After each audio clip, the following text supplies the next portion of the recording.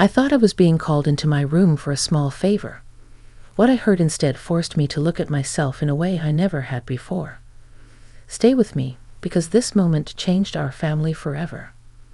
Before we begin, I'd love to know where you're watching from. What city or state are you listening in from today? And if stories like this matter to you, please consider subscribing to the channel and liking the video. It helps more than you know, and it lets me keep sharing stories that come from the heart.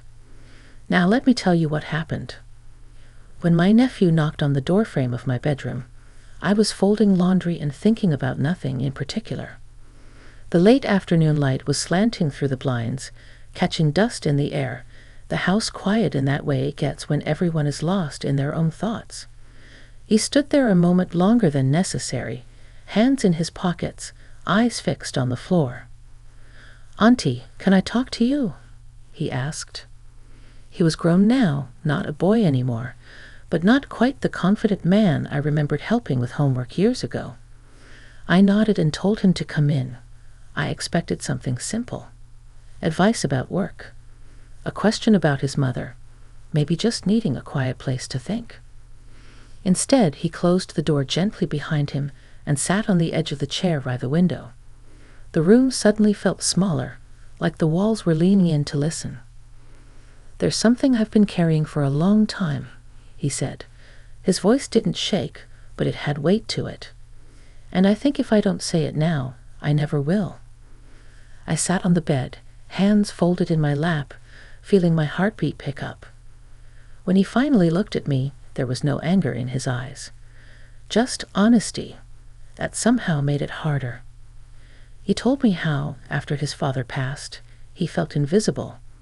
How I had been the strong one in the family, the one everyone leaned on, but how strength sometimes looks like distance to a young man trying to find his footing.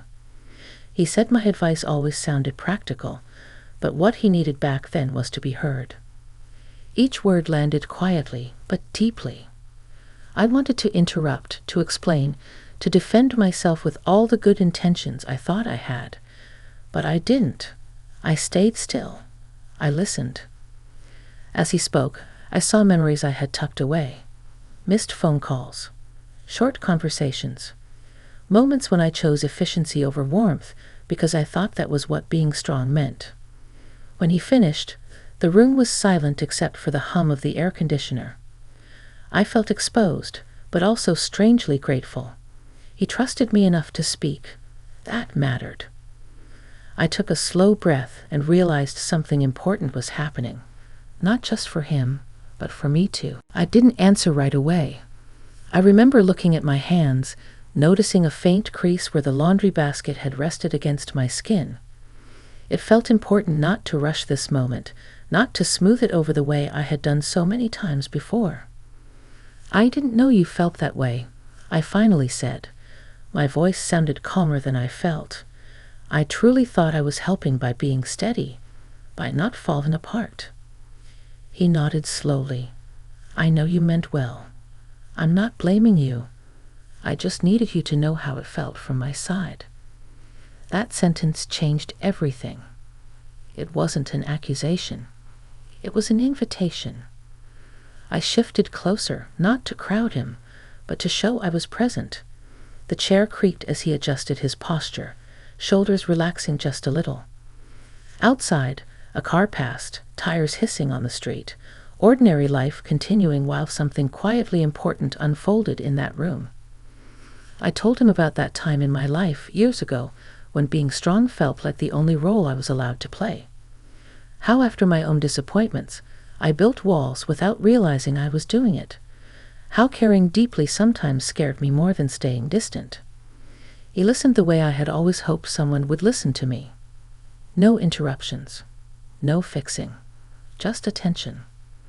"I guess we were both trying to survive," he said. I nodded. Yes, and sometimes survival looks lonely from the outside. There was a long pause, but it wasn't uncomfortable. It felt like space being made for something new. I realized then that this wasn't about the past alone. It was about who we chose to be moving forward.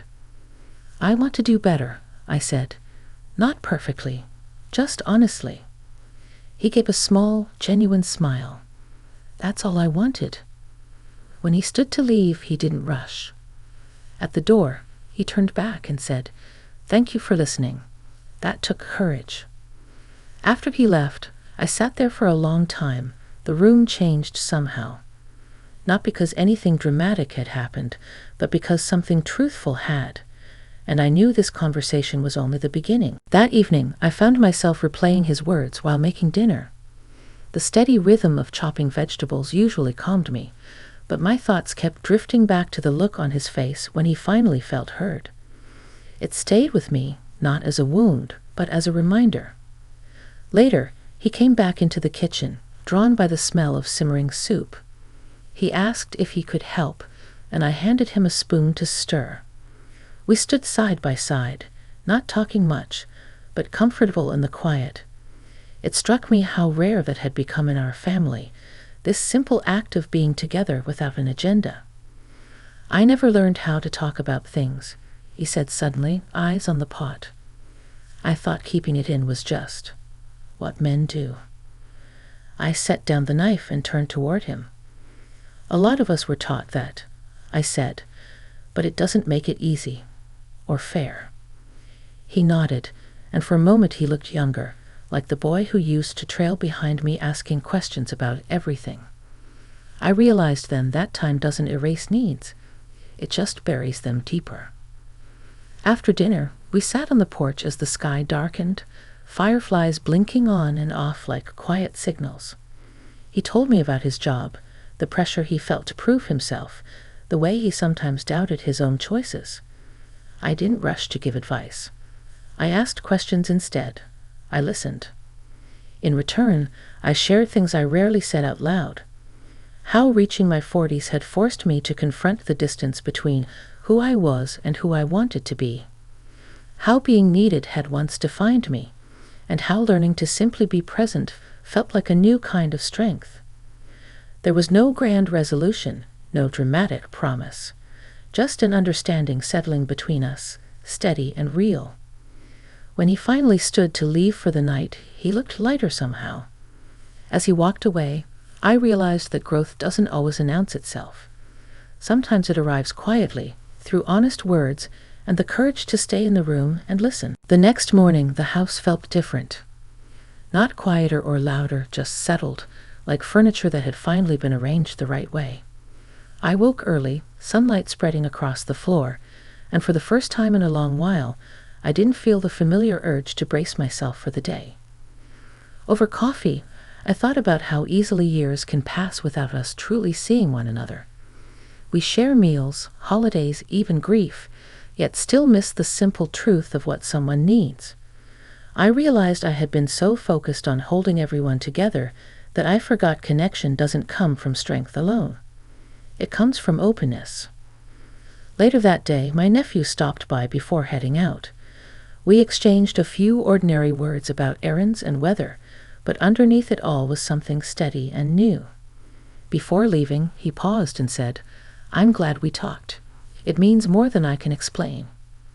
"So am I," I replied, and I meant it in a deeper way than I expected. After he left, I sat by the window and let myself reflect. His words had cut deep, yes, but not to harm. They cut through old habits, old fears, and the quiet loneliness I hadn't admitted even to myself. What remained felt honest. I understood then that growth doesn't belong to the young alone. Even in the middle years of life, there is room to learn, to soften, to listen better. Respect isn't something we demand with authority. It's something we earn by showing up with humility. That conversation didn't fix everything.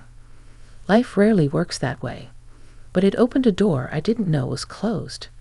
And walking through it, I felt lighter, more present, and more connected than I had in years. Sometimes the moments that change us don't arrive with noise or drama. Sometimes they come as a quiet knock on the door, and the courage to listen when it opens.